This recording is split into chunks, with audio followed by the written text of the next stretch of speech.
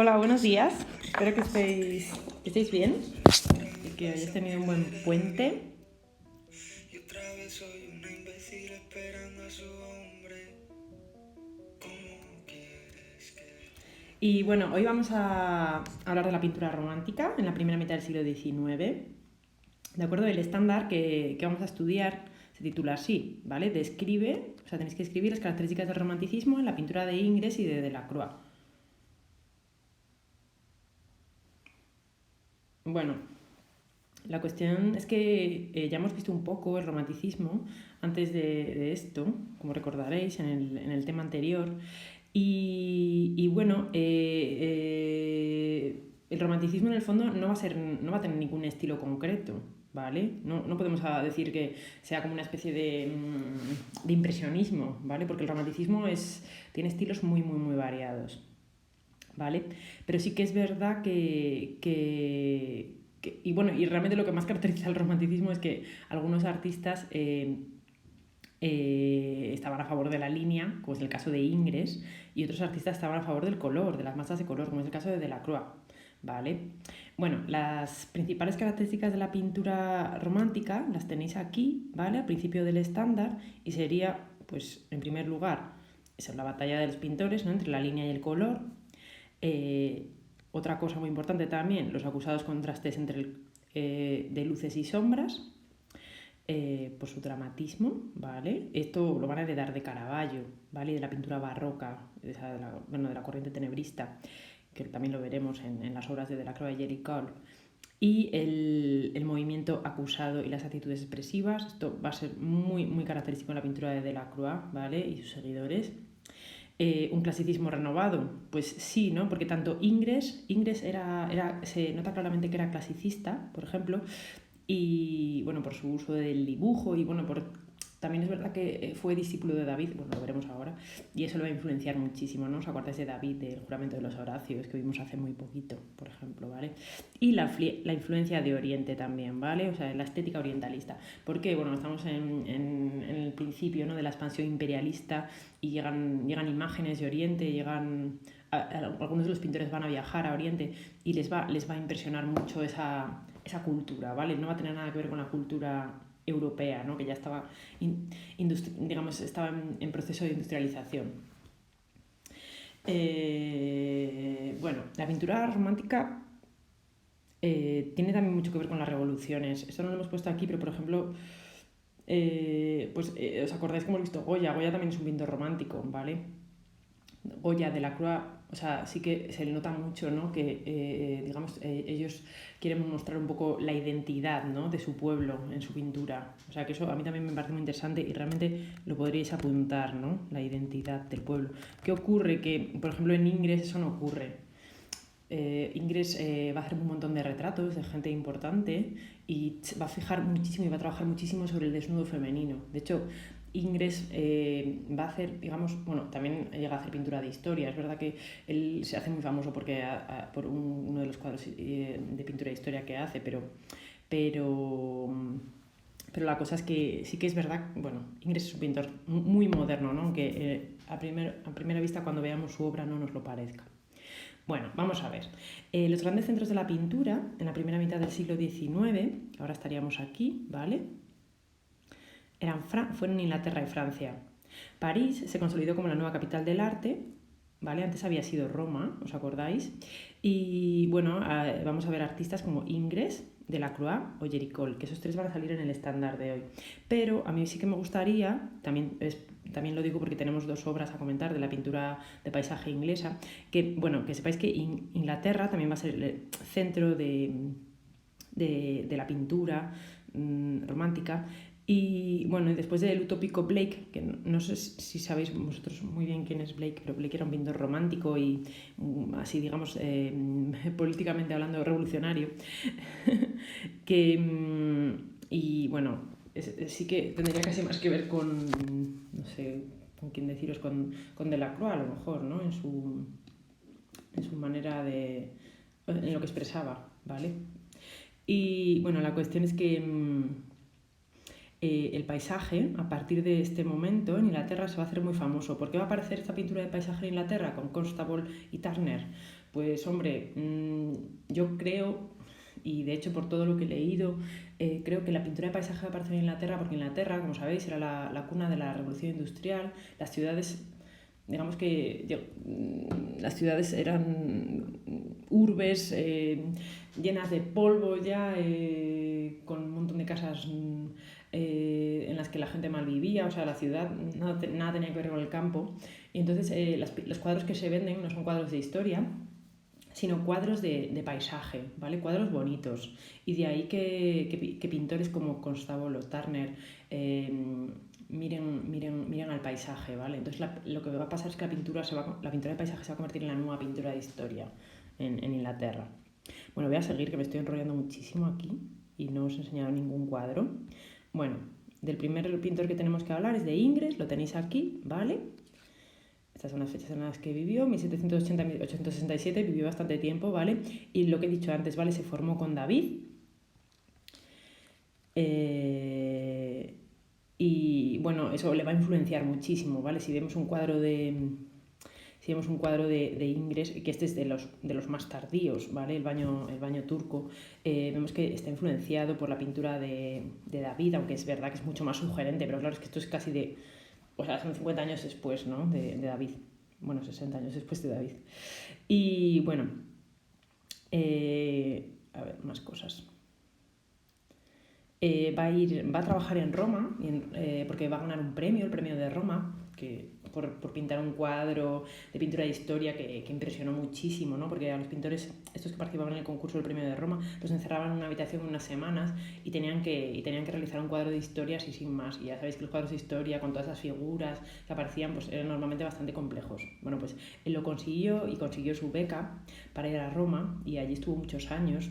También estuvo allí luego trabajando como director de la Academia Francesa.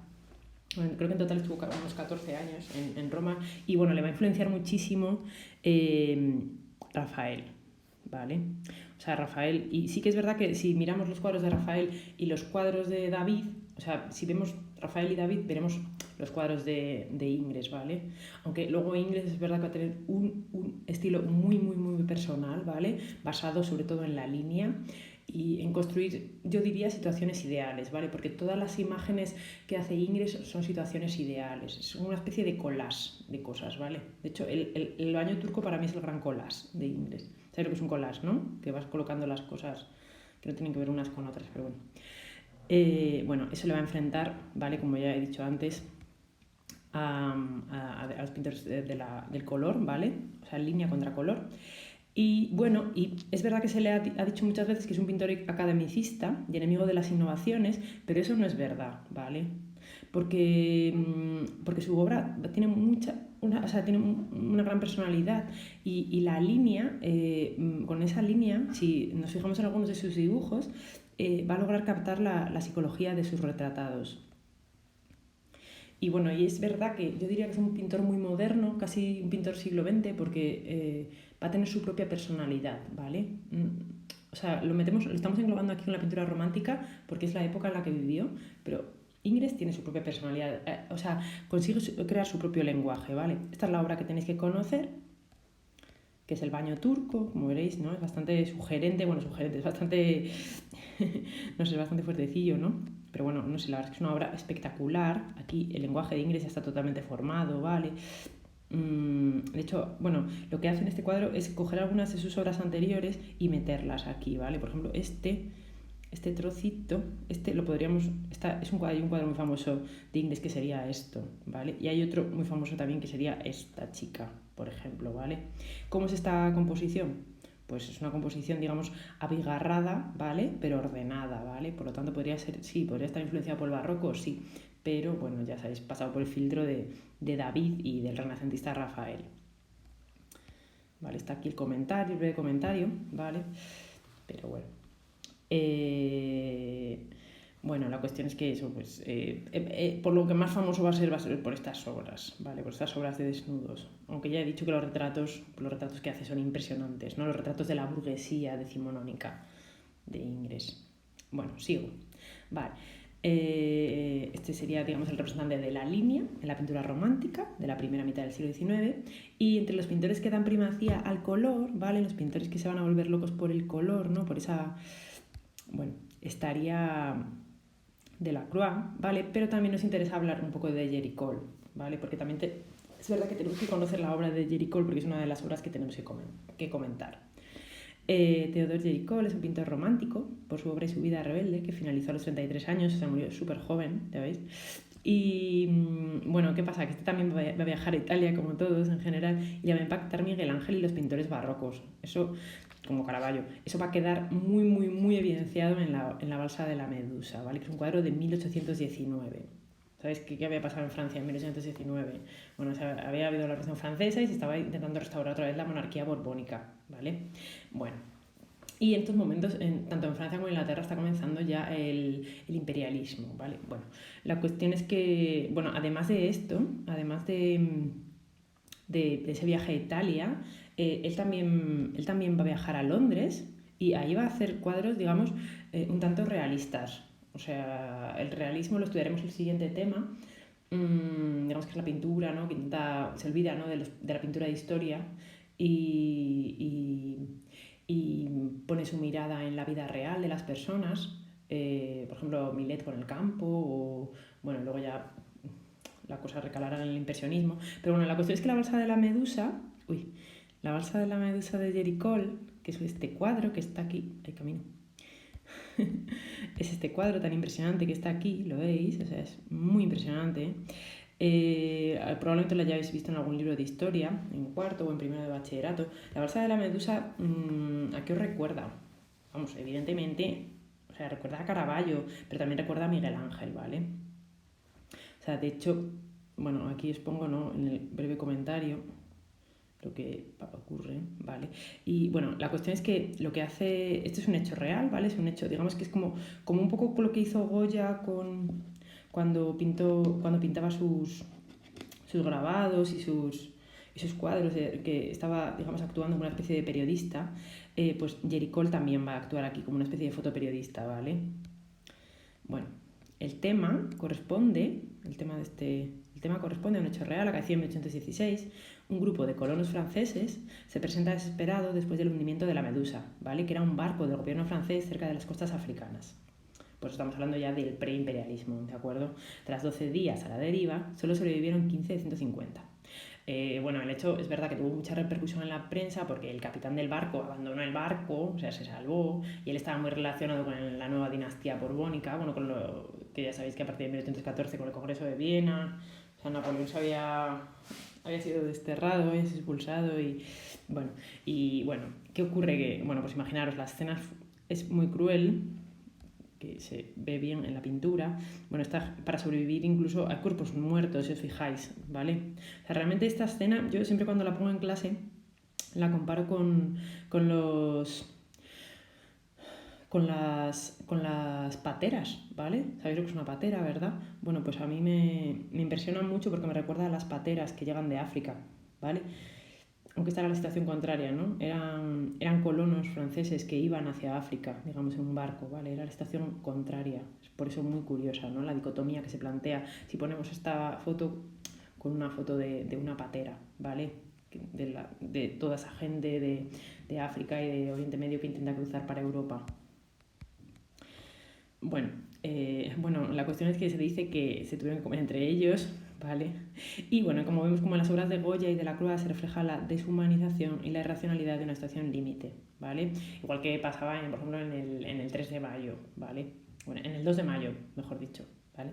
Su modernidad radica en otorgar a un tema de actualidad, es decir, es un cuadro de grandes dimensiones como una pintura de historia, ¿vale?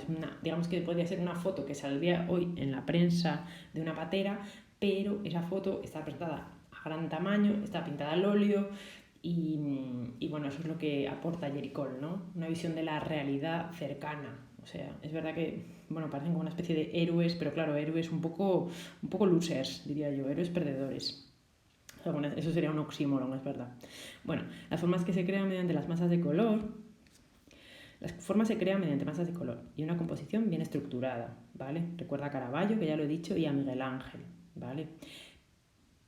Pero sí que es verdad que, bueno, también está ahí presente el neoclasicismo de David. Eso no se nos puede olvidar. Pero la composición, si os fijáis, si tenemos que hacerla, pues es una composición se cruzan como dos pirámides, ¿vale? O sea, o una pirámide completa, que también va a ocurrir en La libertad guiando al pueblo, que estudiaremos a continuación, ¿vale? La composición está muy marcada, es una composición perfecta. Y bueno, pues hasta aquí. Espero que os haya gustado. Bueno, vamos con el siguiente, que es Eugène Delacroix. Vale. Delacroix. Bueno, este es un cuadro, este no lo tenéis que conocer vosotros, pero a mí me gusta mucho porque representa mucho la estética de Delacroix, que es la muerte de Sardanápalo, ¿vale? Y como veis, ¿no? También tiene la estética esa orientalista que habíamos visto en Ingres, ¿vale? El cuadro que tenéis que conocer de Delacroix para la EBAU y que probablemente todos conozcáis porque lo habéis visto un montón de veces cuando se estudian las revoluciones de 1930 en París, pues es La libertad guiando al pueblo, ¿vale? Que a veces se relaciona con la Revolución Francesa, pero no tiene nada que ver porque es de muchos años después, ¿vale? O sea, esto no tiene nada que ver con la Revolución Francesa. O sea, sí con el pueblo francés, eso sí. Bueno, pues... Vale. ¿Quién fue Eugène Delacroix? No sé saber lo que es un dandy romántico, pero bueno, si buscáis alguno de sus autorretratos, veréis lo que es un dandy, ¿vale? Supongo que, no sé si me imagino que habéis escuchado hablar de la colonia esta de Barón Dandy, un hombre así como muy interesante y muy romántico, ¿vale? Bueno, ¿qué le gustaba a Delacroix? Vamos con eso. Estaba fascinado por la pintura barroca, por Rubens, por Rembrandt y por Velázquez. Y es verdad que admiraba también mucho a los clásicos, a los pintores renacentistas, como Miguel Ángel, pero no creía en el academicismo, ¿vale? Eso nos va a interesar mucho porque no creía en la pintura académica, lo cual eso le va a dar mucha libertad a la hora de trabajar. Pues ¿qué hizo? Viajó a Londres, ¿vale? Y en Londres va a conocer la obra de Constable y de Turner, ¿vale? Y durante mucho tiempo se enfrentó a Ingres, ¿vale? Por esto, lo que hemos hecho antes, ¿no? Por esa lucha entre el color y la línea, ¿no? Entre qué debía predominar en la pintura. Ya ves tú qué más da si los dos son buenos pintores de igual manera, son grandes artistas. Bueno, y lo que sí que compartía con Ingres es la fascinación por la estética oriental. Es lógico, ¿no? O sea, luego, por ejemplo, fijaros cuando estudiamos el cubismo, Picasso y sus compañeros van a estar fascinados por la estética africana, ¿vale? Por decirlo de alguna manera. O sea, que siempre va a haber modas, digamos, a partir de ahora. Que esto también lo veremos en la arquitectura historicista, ¿no? Que lo estudiaremos mañana. Vale. Es importante recordar que en la primera parte del siglo XIX comienzan las tentativas imperialistas europeas, ¿vale? Y eso va a quedar patente en la pintura, eso está claro, pero ya lo he dicho, ¿no? Muchas veces. Vale, su personalidad libre, pero de influencia clásica, queda patente en La muerte de Sardanápalo, de 1827, ¿no? Que sería este cuadro que tenéis aquí abajo. O La libertad guiando al pueblo, que lo veremos a continuación, que representa la revolución de 1830 en París. Son composiciones abigarradas, ¿vale? Es decir, llenas, ¿no? Son composiciones que están llenas de cosas, ¿vale? Son composiciones que están muy llenas, ¿vale? Y con fuertes contrastes, ¿vale? ¿Os acordáis, no? El caravallismo. Y muy dinámicas, o sea, realmente, si cogemos aquí, vemos todas esas características, pero bueno, es que es muy sencillo verlas, ¿no? Porque hay muchas líneas, eso le da mucho dinamismo a la pintura, ¿de acuerdo? El color es muy importante, el color es súper importante, ¿vale? Lo veis aquí, rojo, el amarillo, o sea, las manchas, hay muchísimas manchas de color, ¿vale? Muchas manchas de color. Y la composición, digamos que eso lo que da resultado es una composición con mucho movimiento, ¿vale? Muy dinámica, ¿vale? Bueno, el cuadro que vosotros tenéis que conocer para la EBAU es La libertad guiando al pueblo, ¿vale? Y bueno, os voy a leer un poco de qué va, ¿vale? Y bueno, La libertad guiando al pueblo representa la jornada de lucha del 28 de julio de 1830 en París, que inició la revolución. ¿Os acordáis de las olas revolucionarias del siglo XIX? La del 20, ¿no? Que comienza en España, la del 30 que comienza en Francia y la del 48 que también comienza en Francia, ¿vale? Que todas son esas revoluciones que, digamos, son herederas de la Revolución Francesa, ¿no? Y que pretenden instaurar el parlamentarismo, ¿vale? El liberalismo político en Europa, ¿vale? Y bueno, pues se supone que en su mayoría van a fracasar, pero bueno, van a erosionar el sistema de la restauración, ¿vale? Van a erosionar el antiguo régimen directamente, ¿vale? Fue pintado el año de 1830, es decir, es un documento real, ¿vale? De ese momento, es una especie de fotografía, pero claro, una fotografía construida, muy construida, bueno, todas las fotografías lo son en el fondo, y Delacroix se retrató en la figura con sombrero de copa. No sé si vosotros lo identificáis a Delacroix aquí con sombrero de copa, pero es muy fácil, ni siquiera os lo voy a señalar, ¿vale? Aparte como una especie de luchador. Está aquí, ¿vale? Delacroix. Bueno, la composición también es muy dinámica, ¿vale? Muy, muy dinámica. Y bueno, es un óleo sobre lienzos, es decir, es muy importante que os quede claro, todas estas pinturas son óleos sobre lienzo, las que estamos estudiando en esta sección, ¿vale? Y bueno, esta revolución y este cuadro va a ser símbolo del derrocamiento de Carlos X, ¿vale? De ese monarca borbónico que se estaba volviendo muy absolutista y no gustaba nada a los franceses. El cuadro, un óleo sobre lienzo, como he dicho, es una alegoría presidida, o sea que es una especie de pintura de historia, ¿vale? Porque como vemos, esta señora sí que puede formar parte de un cuadro de historia. Y ahora mismo, claro, es un cuadro de historia porque digamos que esos hechos han pasado a la historia, pero en el momento que Delacroix los pintó, pues Delacroix no sabía que eso lo íbamos a estudiar en los libros de historia, ¿vale? O sea, que realmente lo que quería era representar como lo que había ocurrido, ¿vale? No está pensando en un cuadro de historia en el sentido de que era un hecho que había pasado hace 100 años. El cuadro, un óleo sobre el lienzo, es una alegoría presidida por una figura femenina, que es la libertad, ¿vale? Pues se titula Libertad guiando al pueblo, que avanza imparable sobre los muertos que han caído en la lucha, seguida por representantes de las diferentes clases sociales. ¿Vale? Ahí estarían burgueses, campesinos, ¿vale? Delacroix aborda un hecho de actualidad, como había hecho Derricol en La balsa de la Medusa, y bueno, lo hace con características muy parecidas, ¿no? Si vemos las dos obras, que más o menos aquí, ¿no? Las veis las dos juntas, son obras bastante similares, ¿vale? Bueno, estéticamente. Mucho contraste, ¿verdad? En las dos, y composiciones son muy dinámicas. Vale, vamos con... Bueno, este estándar. Esta parte, es verdad que no entra en el estándar, pero he visto, creo que es importante que lo veáis, y además también creo que es necesario, bueno, también a estas obras las tenéis que conocer, tanto el cuadro de Constable que tenéis aquí, ¿vale? De la carreta del carro de heno de John Constable, y Lluvia por hipervelocidad de Turner, que ya casi es un cuadro abstracto, como veis. Estos dos cuadros son los cuadros casi más famosos, no más famosos, pero casi de la pintura de paisaje inglesa, ¿vale? Y bueno, yo voy a explicarlos muy brevemente, los voy a explicar en este estándar. Quizás os pase algo más el jueves, pero no lo sé, no lo tengo claro, porque no quiero liaros, creo que tenéis muchas cosas ya que hacer. Bueno, entonces, ¿qué ocurre? ¿No? Tenemos dos polos en esta primera parte de la pintura romántica francés. Están los franceses y están los ingleses. Y en los ingleses hemos visto cómo los franceses que pintan, los cuadros franceses pintan personas, ¿verdad? Hacen, digamos, lo que es pintura de historia o los inicios de la pintura realista, ¿no? Pero aparecen personas en sus cuadros. Las personas son muy importantes, ¿vale? Están luchando en Francia por los derechos de los ciudadanos. Esto de los derechos de los ciudadanos, ¿qué había pasado en Inglaterra? Pues en Inglaterra las revoluciones inglesas habían sido muchísimo antes, ¿vale? O sea, ¿cuándo fue la revolución inglesa? ¿Os acordáis de Oliver Cromwell? Bueno, pues esto había sido muchos, muchos años antes. Entonces en Inglaterra el sistema parlamentario, digamos,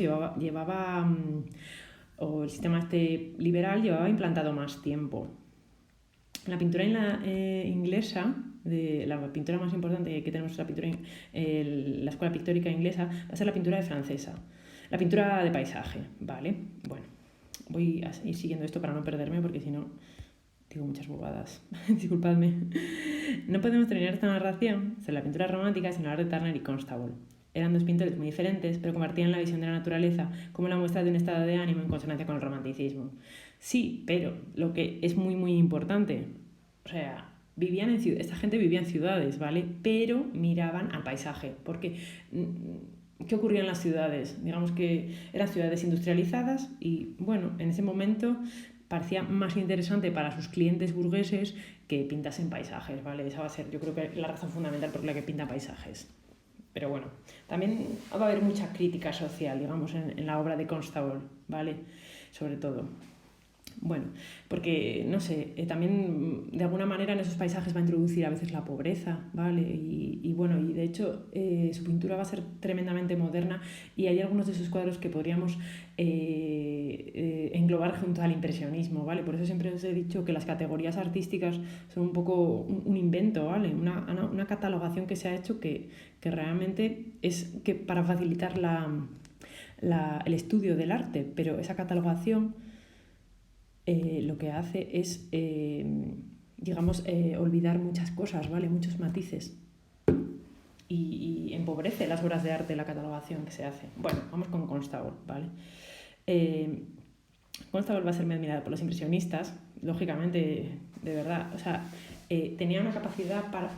Hace una pintura de paisaje que podríamos llamar casi cientifista, ¿vale? Porque él, o sea, hace muchísimos, por ejemplo, estudios de nubes, se molesta mucho en estudiar las nubes. Y bueno, es una cosa espectacular lo que hace, ¿vale? Lo que hace con el pincel. Tomó apuntes de natural y así su técnica se va a volver muy rápida. Su objetivo de representar la realidad va a hacer que la línea desaparezca frente a los efectos de las manchas de color, ¿vale? O sea, es como el objetivo de representar la atmósfera, el color se va a volver fundamental. Turner puede estudiarse como un precursor de la abstracción, si miramos una pintura como Lluvia, vapor y velocidad, que veremos a continuación, ¿vale? Presentada en 1844. Vale, bueno, aquí tenemos Constable, aquí Turner, ¿vale? Turner consigue que la naturaleza sea la protagonista de la pintura. La pintura pero también mezclado, digamos, con el tren, como veremos cuando veamos ahora la pintura, ¿vale?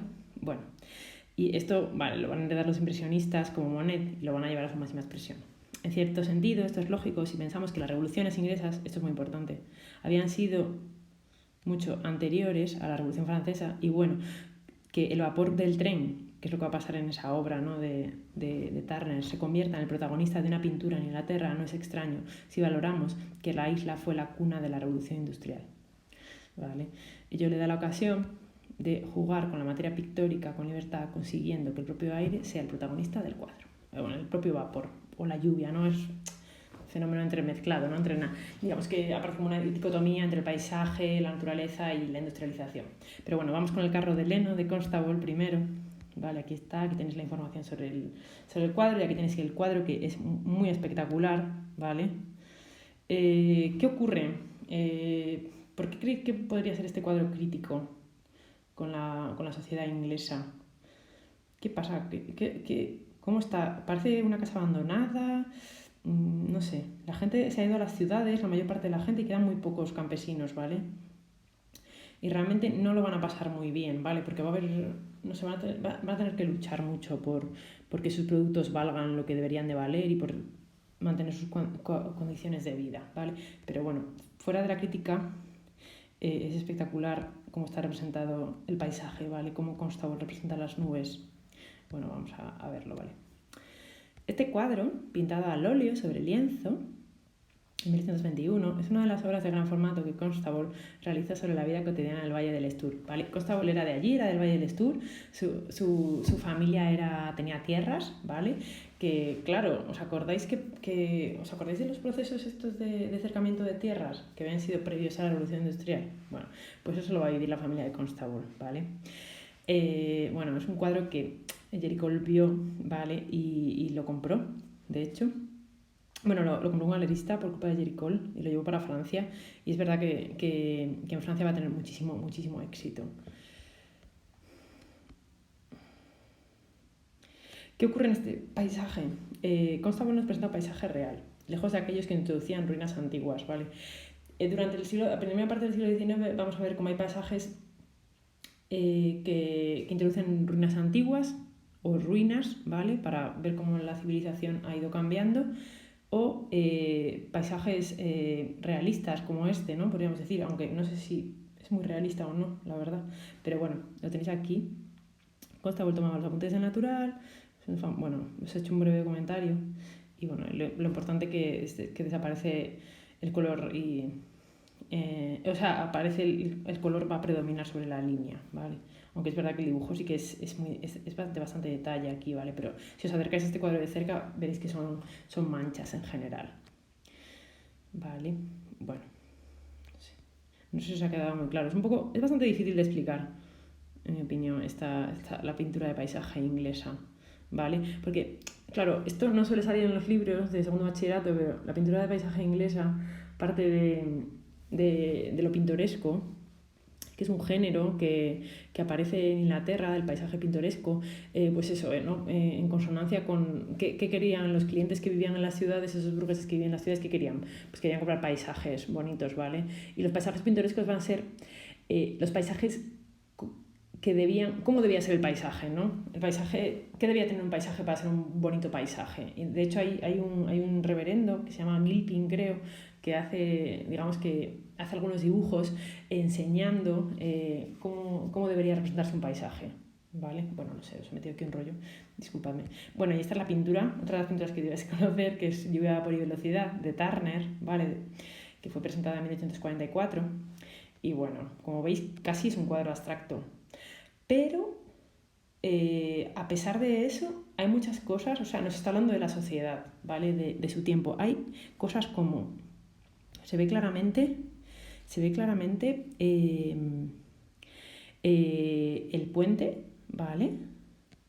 Se ve claramente el tren, ¿vale? Las vías del tren, otro puente aquí, una maraña que probablemente sea una especie de ciudad, ¿vale?